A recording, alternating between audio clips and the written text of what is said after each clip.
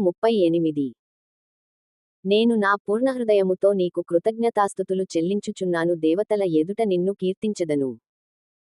నీ పరిశుద్ధాలయము తట్టు నేను నమస్కారము చేయుచున్నాను, నీ నామమంతటికంటే నీవిచ్చిన వాక్యమును నీవు గొప్పచేసియున్నావు. నీ కృపాసత్యములను బట్టి నీ నామమునకు కృతజ్ఞతాస్తుతులు నేను చెల్లించెదను. నేను మొర్పెట్టిన దినమున నీవు నాకు ఉత్తరమిచ్చితివి. నా ప్రాణములో త్రాణ పుట్టించి నన్ను ధైర్యపరచితివి.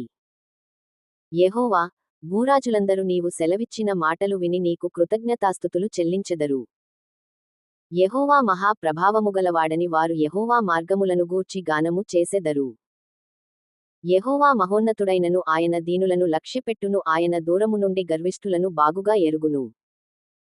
నేను ఆపదలలో చిక్కుబడి యున్నను, నీవు నన్ను బ్రతికించెదవు. నా శత్రువుల కోపము నుండి నన్ను రక్షించుటకై నీవు నీ చేయి చాపెదవు, నీ కుడిచేయి నన్ను రక్షించును.